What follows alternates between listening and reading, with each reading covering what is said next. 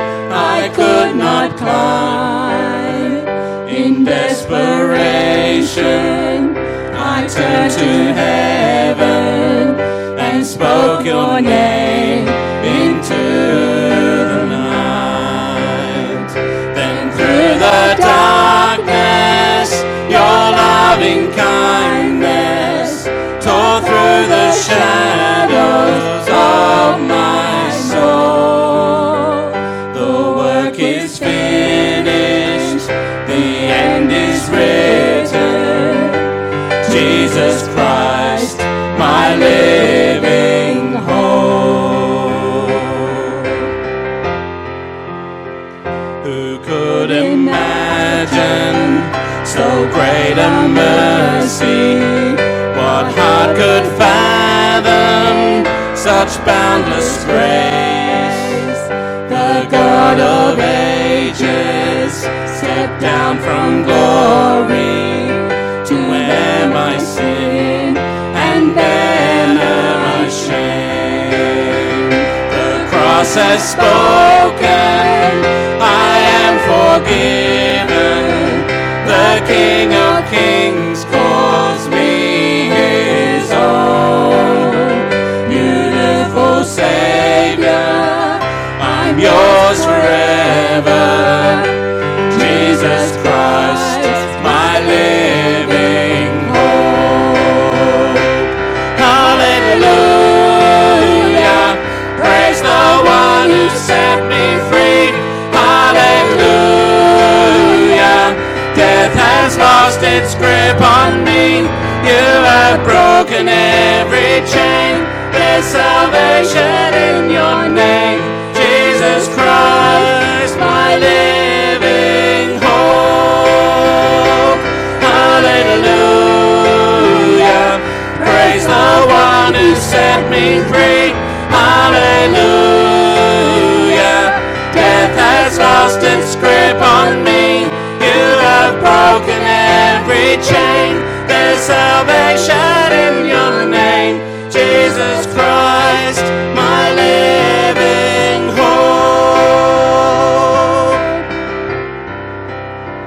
Then came the morning that sealed the promise.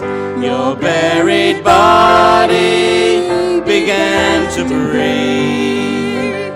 Out of the silence, the roaring lion declared the grave has no claim on me.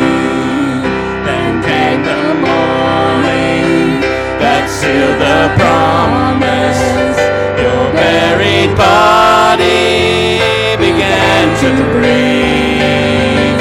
Out of the silence, the roaring lion declared the grave has no claim on me. Jesus, yours is the victory. Hallelujah, praise the one who set me free. Hallelujah, death has lost its grip on me. You have broken every chain. There's salvation in your name. Jesus Christ, my living hope.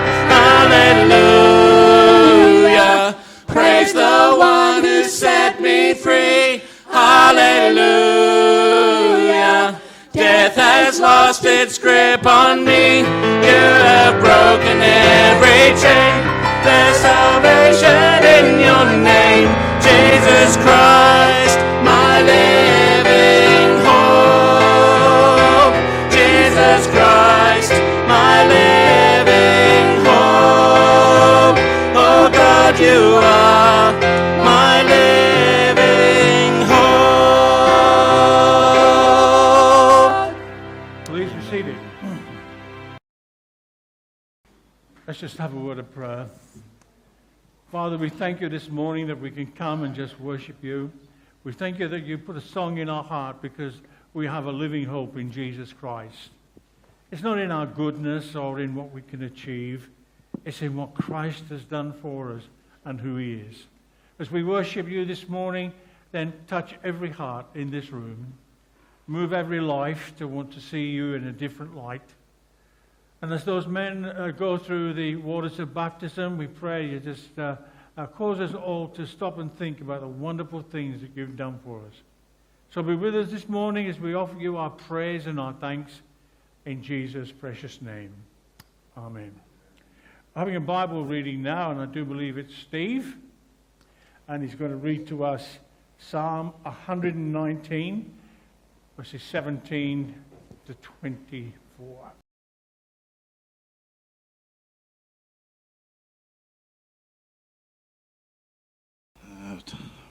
Be good to your servant while I live, that I may obey your word. Open my eyes, that I may see wonderful things in your law. I am a stranger on the earth. Do not hide your commands from me. My soul is consumed with longing for your law, and all times your rebuke the arrogant who are accursed. Those who stray from your commands, remove from me their scorn and contempt.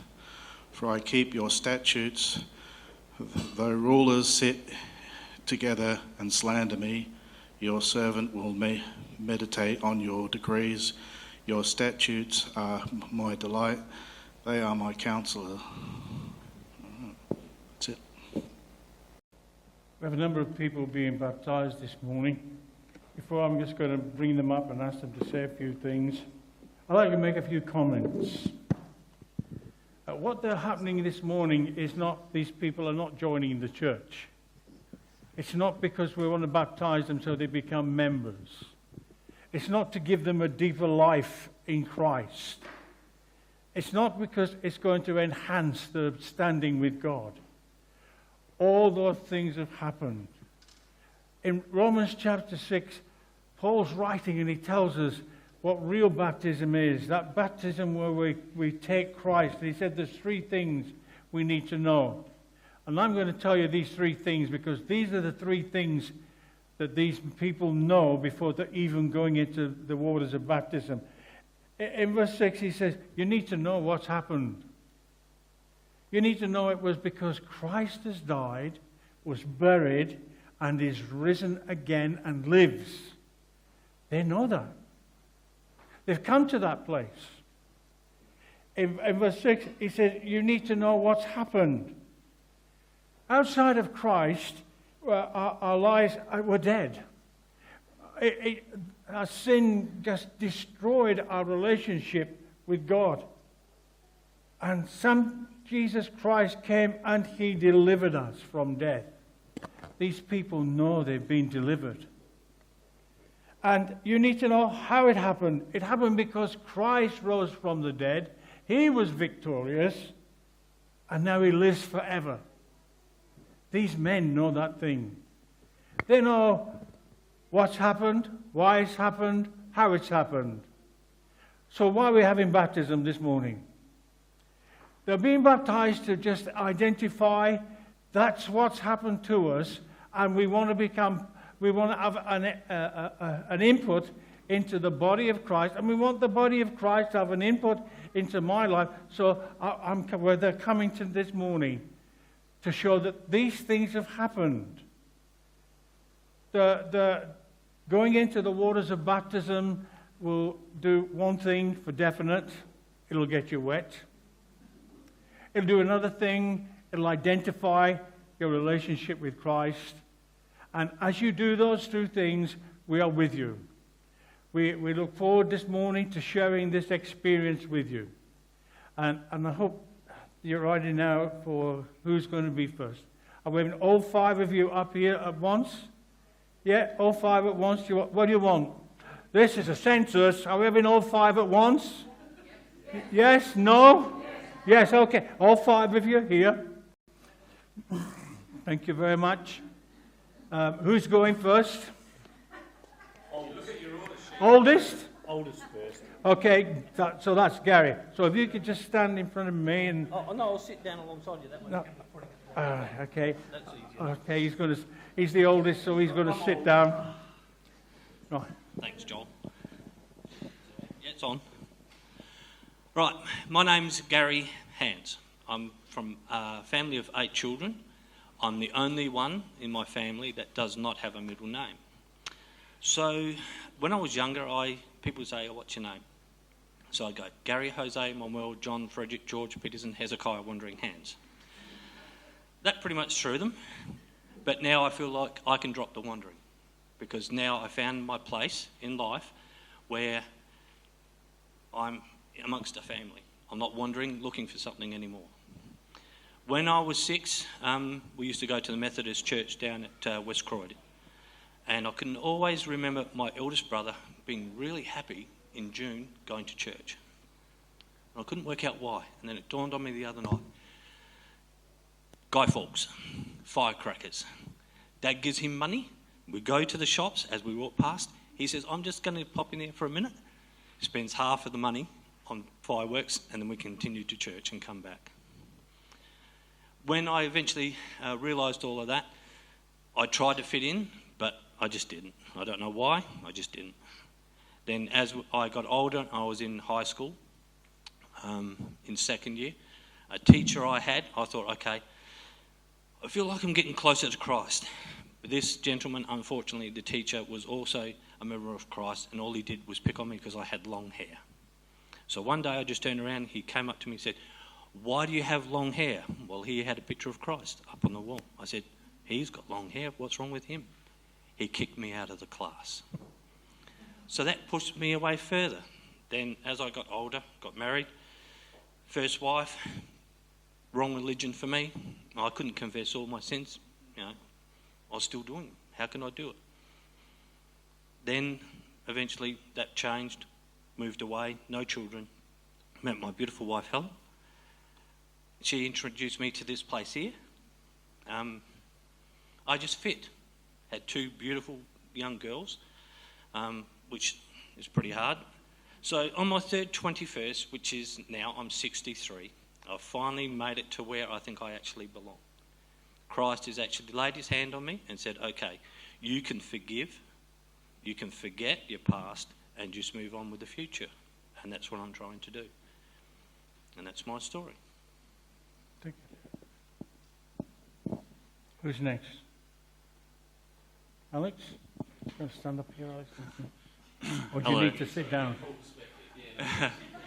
Hello. My name is Alex, as Harry just mentioned. I don't really have a long journey story of how I got here, but I'm just here to get baptized today because I felt a prompting from God on my heart to make that next step. I'm a follower of Jesus, and I feel like this has just been sitting on my heart, and I just really want to make this public declaration in front of everyone here today. So yeah, that's all I've got for you. I'm Oliver Dunn. Ollie. I'm Oliver Dunn. My testimony is that a few years back, I could never sleep, and I didn't know why. I had no idea why, and I was just tired all the time because I could never get to sleep until an ungodly hour of the night. And one night I went to my sister's bedroom, and I just cried my heart out, and she led me to the Lord. So I'm getting baptized because, well, it just feels like the next step in my Christian walk. And yeah, that's pretty much it. Hi everyone, my name is Callum. Excuse me.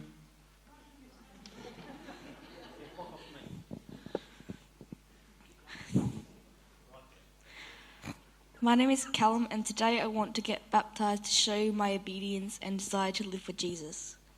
I was saved when I was 6 years old. When I was little, I wanted to take communion like my parents, but they told me that until I knew what it was about, I couldn't have it. So when I was 6, I asked my mum more about it, and she told me what communion means. She told me that it's a reminder to those who believe in Jesus that died for them, giving his body and blood for our sins. Then I made the decision to believe the message that Jesus had died for me and come to life again, all to fix my sin.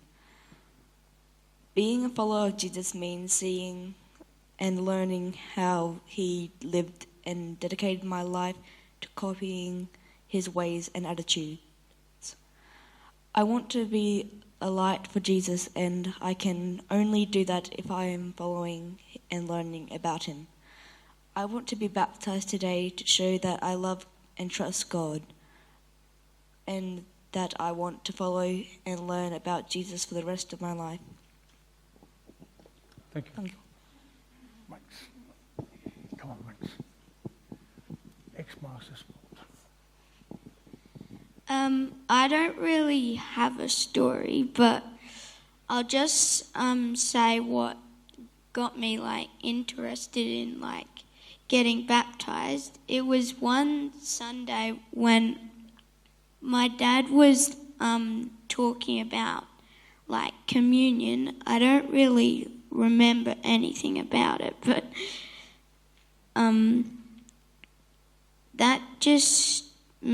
that's all I can remember. Is that it? Yeah. Okay. You want to give him a hand?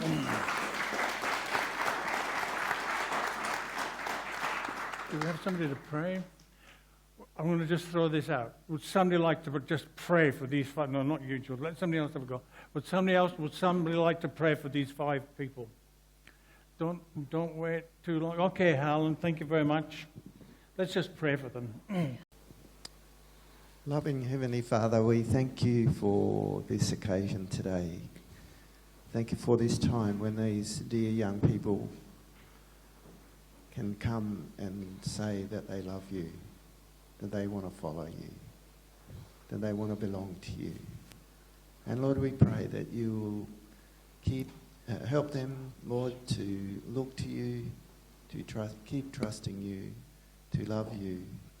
And Lord, we thank you that today, as they come and they go in the waters of baptism, they show the same thing that Jesus did when he died on the cross and he rose again. And so, Lord, as they go through the waters of baptism, may they hold in their hearts that truth that you rose from the dead. And Lord, you have helped them already to move into a resurrected life, a life that's tuned to you and wants to follow you. So bless them, Lord, today. And Lord, we pray that you'd help us as a body of believers to be good supporters of them, to encourage them, and even to challenge them if they need it. Lord, we pray you bless this time together, and may your name be honoured. In Jesus' precious name, amen. Amen. In these 5 people this morning, we have a tremendous picture of what Christianity is all about. We've got Garry, who wandered and looked for somewhere and found Christ.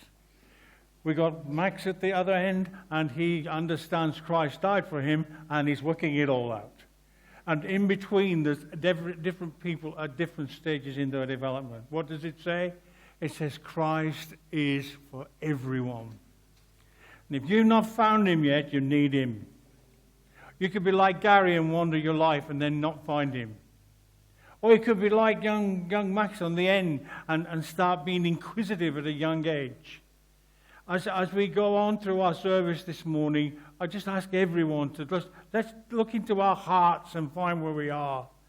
And if you've been putting off that decision, or if you made that decision and you've turned back, then it's time to come back to Christ. These are terrible days we live in. We never know what's going to happen tomorrow. The rules change day by day. Confusion and anxiety. But Christ never, ever changes. That's the testimony of these people this morning. Thank you very much, guys. We'll see you in the water in a few minutes. But before that, James and Hannah are going to sing a song. Do you want to go back to your seats? The song that Hannah and I want to sing for you this morning, the words are going to be up on the screen for you. And the tune is relatively easy. So if you find that in your heart you go, oh, I want to sing these words, then please join us. We are not going to turn away voices adding to our own.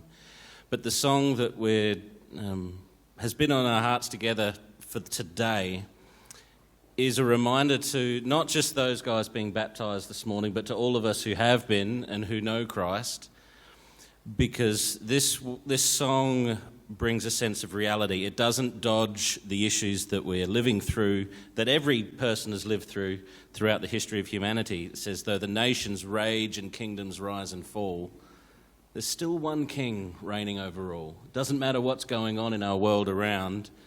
Our God is the Ancient of Days. And so as we sing the words to this song, I hope they ring an element of truth in your heart. For those 5 that are being baptised today, this is what I want you to be thinking about. None above him, none before him. All of time is in his hands. And that's what you're committing to today as we go through this journey together. The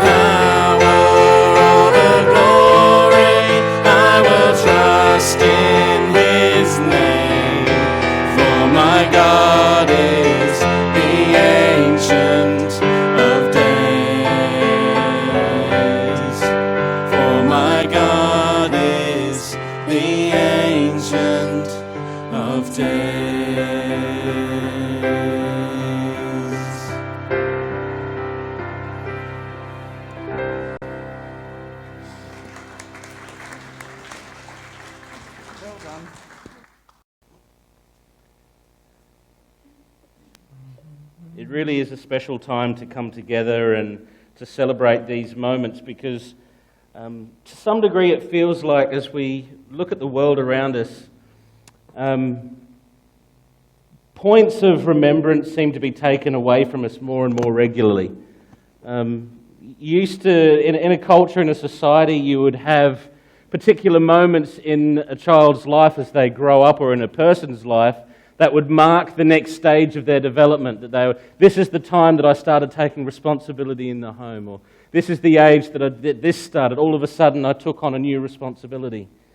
And as society's changed, we see less and less of those sorts of things. Marriage used to be the big thing. Now it seems just like something you tack on the end of a relationship so that it looks okay to have kids. And it's meant to be so much deeper than that. It's meant to be a rite of passage. It's this thing that's meant to define community and build us up. And baptism is a big part of that inside the Christian community. And last week I spoke about this, and I spoke on... Oh, nope, I need to be on the PowerPoint. I don't know what happened there. Part of our tech problems this morning is we're operating with a different... Nope, you're going to have to change the slides for me. It's my turn, and I know what it is, and it's not that. It's the fact that we're using a new computer this morning because the old computer went kaput. So luckily, I've got the screens printed off here. The passage I spoke from last week from Matthew that defines what baptism is for the believers is what I talked about. I talked about last week how, yes, we've got 5 people here this morning that are going to be baptized, and it's a very special moment in their individual lives. But I also spoke about how important it is that the community of the believers, the church as a whole, is not just a passive observer to what's going on today, but a willing and active participant. If you could put the next couple of things up there, please, Ross, because I can't change the slides myself. What I highlighted last week is that baptism is a command to the church community. When you read this verse from Matthew's Gospel, it says, "Go therefore and make disciples of all the nations, baptizing them in the name of the Father and of the Son and of the Holy Spirit." That command was given to the community of believers that were there at Christ's ascension. The disciples, the apostles, those people that were there. There were people yet to come to Christ, yet to realize the truth and magnitude of who Jesus was, that didn't receive that command yet. It was a command to the community to mark out those that were joining them and say, "You're with us and we're with you." It was a rite of passage into the community. And so baptism is that command to the church community to commit itself to bringing up disciples who are followers of Jesus. That's what the word disciples mean, a follower. But in the same way, it's also an expression of willingness on the part of those 5 individuals today to be brought up as one of those disciples. It's a both and, not a either or. And neither should be downplayed in lieu of the other. They should be viewed in equal value, and we should be celebrating not just with the 5 that are being baptized today, but we should be celebrating as a whole church as we go. Our numbers of disciples have grown. We are committed to helping these 5 people take those steps in learning how to follow Jesus.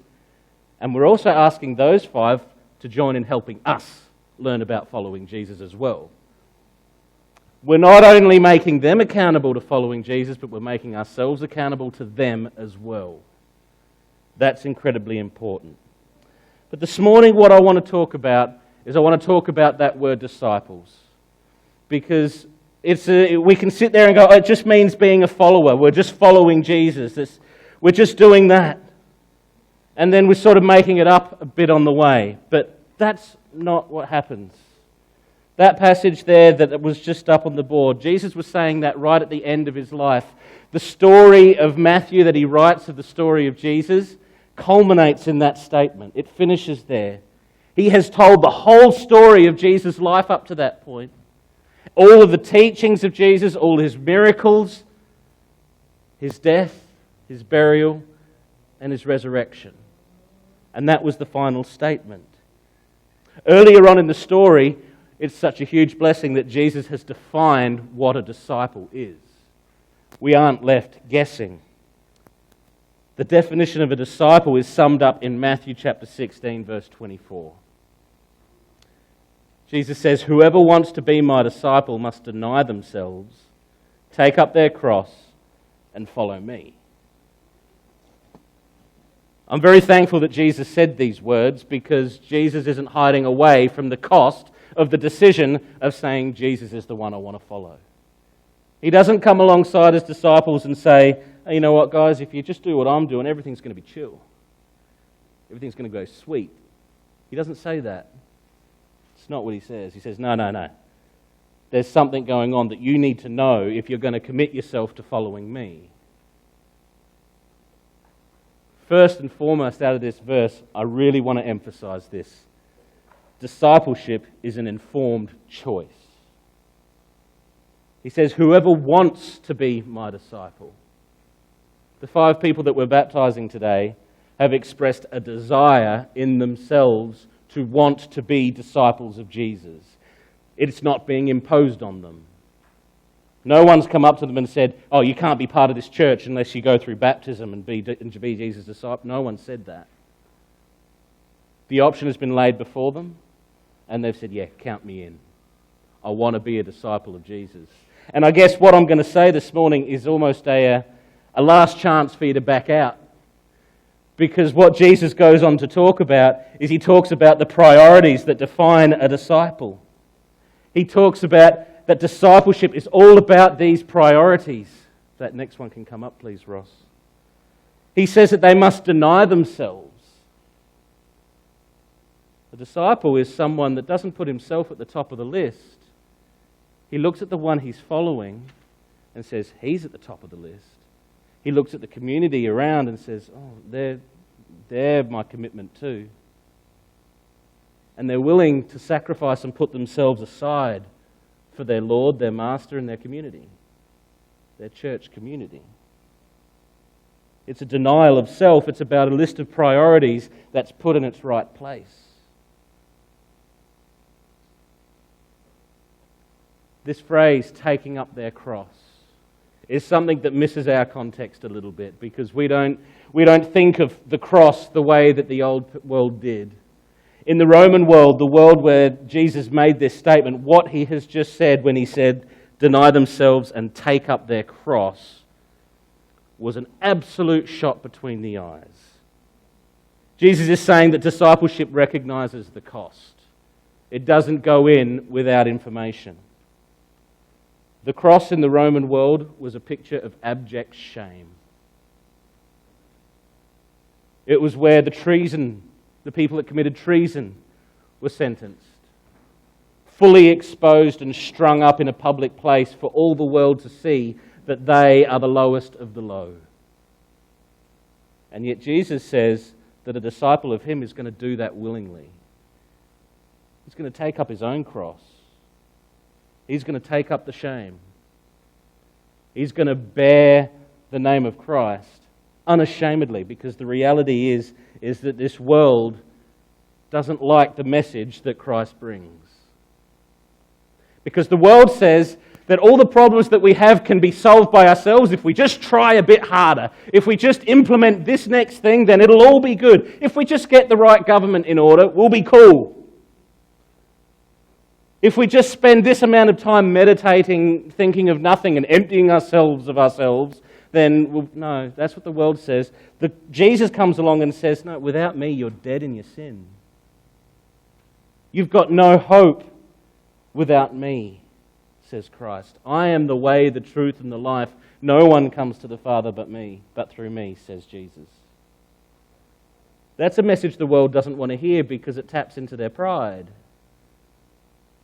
Coming to Christ is an act of absolute humility, and it requires a mind that recognizes the cost of saying, if Jesus is the only answer, then there's many things in this world I'm saying no to.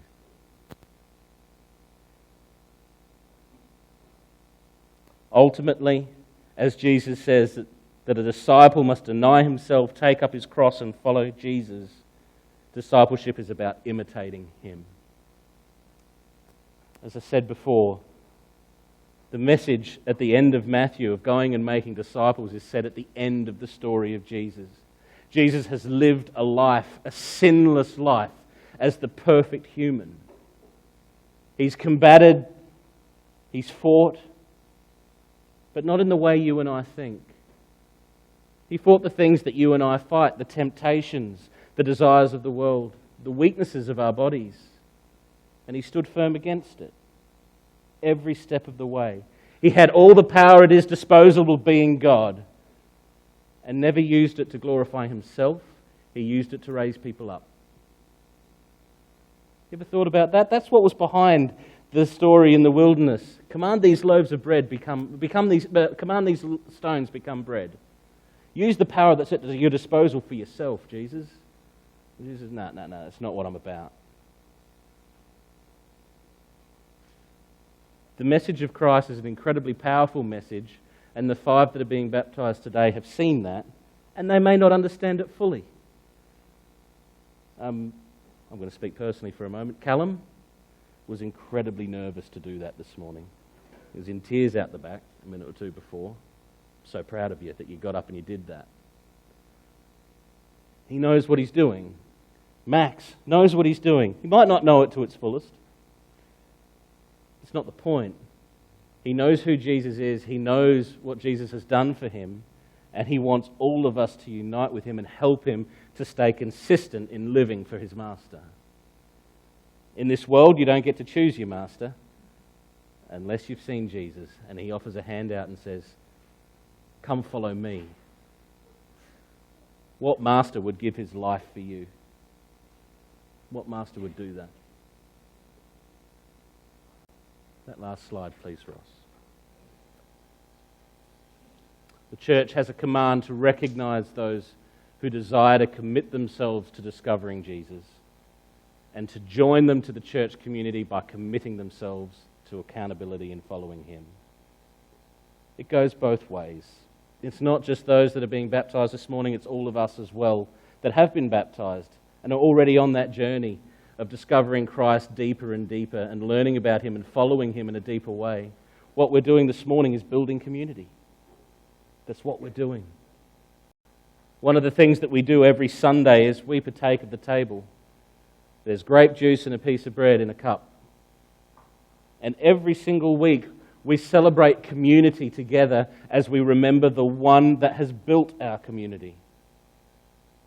Because we have so many differences of opinion, so many differences of feeling, so many differences of background amongst our church body, that we can't rely on any of those things to unite us and bring us together, because if we did, we'd be at each other's throats the same way that the world is. But we have one unifying fact. Our Lord and our God, Jesus Christ, gave his life for every single one of us. And we celebrate that when we come to the table. We're going to do that this morning. Can't remember the order, whether we're doing a song before we're handing out. We're doing this. All right. We're going to have these emblems handed out this morning. Now, there's nothing magical about it. If you've never had communion before, you're not going to get struck by lightning because you had a piece of bread and a bit of grape juice. It is a reminder to those of us who know who Christ is and what he's done and have made that decision to follow him. We are uniting together to have this bread and this grape juice that reminds us of his body that was broken for us, his blood that was shed for us. I would still recommend that if you don't know Christ, please let it pass. But if you take it, nothing's going to happen to you. But we want to remember who Jesus is and what he's done. And before we go to the baptisms this morning, we want to remember the thing that has built us together as a community here today, and to remember Christ. Can I have those helpers that are going to help with the communion come forward this morning, please? Oh, there was nobody. Can I have 3 volunteers? Gary's in, Alex is in. Oh, look at that. Garry, Alex, Belle, thank you. I can take one as well, unless someone else wants to join in. But we're going to take these emblems this morning, and then after we've collected the cups, we're going to sing a hymn that's very very suitable for our moment. We're going to sing, I Have Decided to Follow Jesus. And it's a great song that reminds us of who we're following and the commitment that we've made. But let's just pray for these emblems this morning. Our Father and our God, we thank you for who you are. We thank you for the love that you've shown us in the sending of your Son. This morning, as we come to the table and we take these emblems, may we be reminded once more of what it is that has united us all together. We can't rely on our own thoughts and our own feelings, Lord, because they lead us astray. But we can lean on the fact that Jesus Christ died, was buried and rose again for us so that we can be right with you. And so this morning, as we take this bread that reminds us of Jesus' body broken for us, as we take this juice that reminds us of his blood that was shed for us, may we be reminded of the commitment that we have all made here this morning to follow Jesus, to seek him first with all our hearts, and to encourage each other to do the same. We thank you and we praise you in Jesus' name. Amen.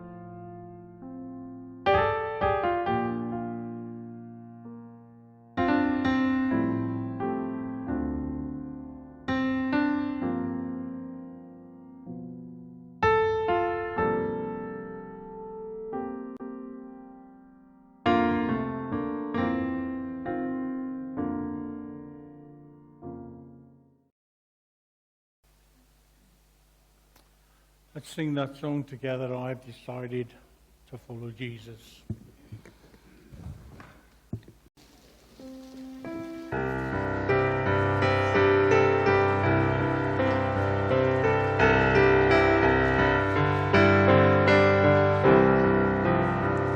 I have decided to follow Jesus.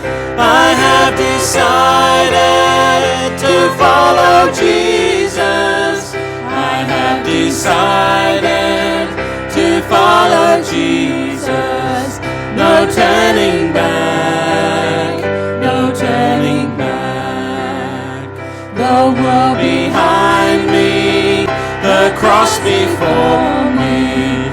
The world behind me, the cross before me. The world behind me, the cross before me. No turning back, no turning back. Though none go with me, still I will follow. Though none go with me, still I will follow. Though none go with me, still I will follow. No turning back, no turning back. Will you decide now to follow Jesus? Will you decide now to follow Jesus? Will you decide now to follow Jesus? No turning back, no turning back, no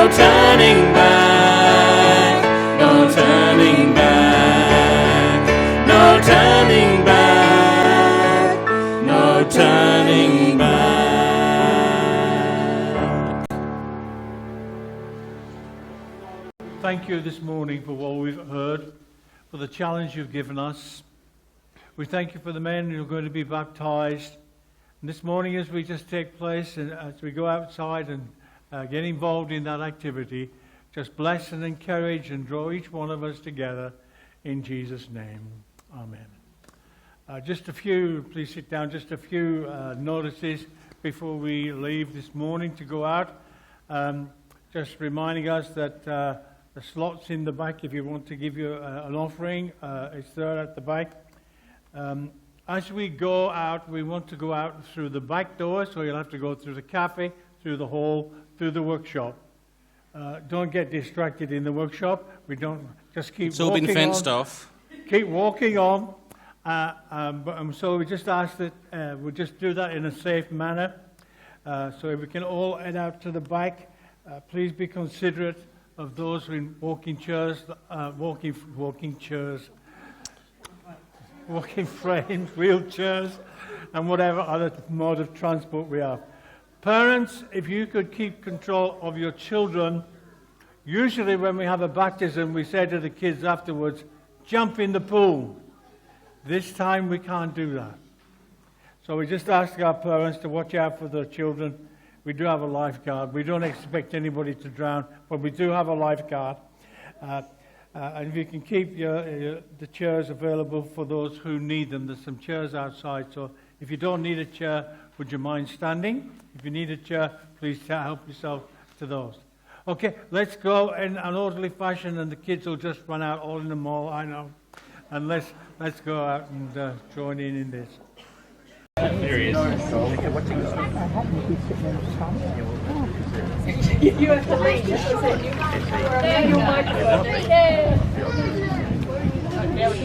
You're up first, mate. How are we going to baptize you, Alex? Name starting with A. Just on your knees. Alex. Everyone can hear okay? Yes. Beautiful. Alex, it's been really good to spend the last 12 months serving with you as well, so it's brilliant to see you here making this decision today. So I'm going to ask you a question in a minute, and then Hannah's going to reach over without falling in. Just swap places at that point. Or we can do it that way. Right, Alex. Do you confess that Jesus is your Lord, that he died for you, he was buried and rose again for you? Absolutely. Fantastic. And Alex, on that confession of faith, it's my joy to baptize you. In the name of the Father, and the Son, and the Holy Spirit.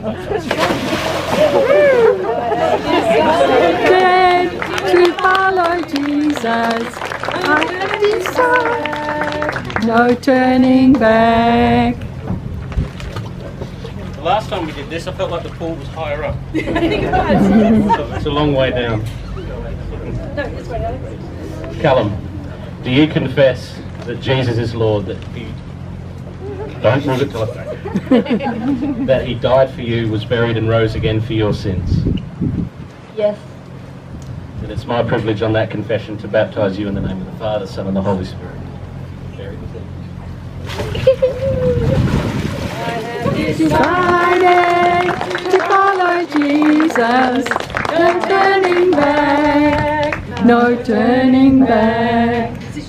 Oh, it's cold. He didn't win. Garry, thank you for your message this morning, for what you said. An incredible story, and it's absolutely my privilege this morning to do this. Garry, do you confess that Jesus is Lord, that he died for you, was buried and rose again just for you and your sins? Absolutely. Fantastic. Then it's my privilege to baptize you in the name of the Father, Son, and the Holy Spirit. Decided to follow Jesus, no turning back, no turning back. Your turn. Alright, you're not going to... I just did those on my own. He wears matches it. Alright. I'm doing the other way, but you're right. Matt, do you believe that Jesus Christ died, was buried and rose again for your sins to save you? Yes. And on that confession, I will baptize you in the name of the Father, the Son, and the Holy Spirit.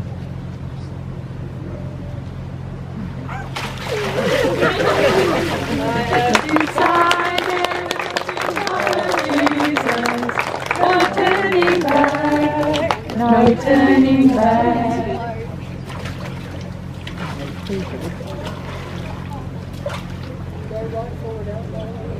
No, you stay up. No, you left. Thank you. Oliver. Yep. The next bit. Do you believe that Jesus Christ died for your sins, was buried, and rose again? I do. Then it's my pleasure to baptise you. Have this, I'll just shout it. In the name of the Father, the Son, and the Holy Spirit.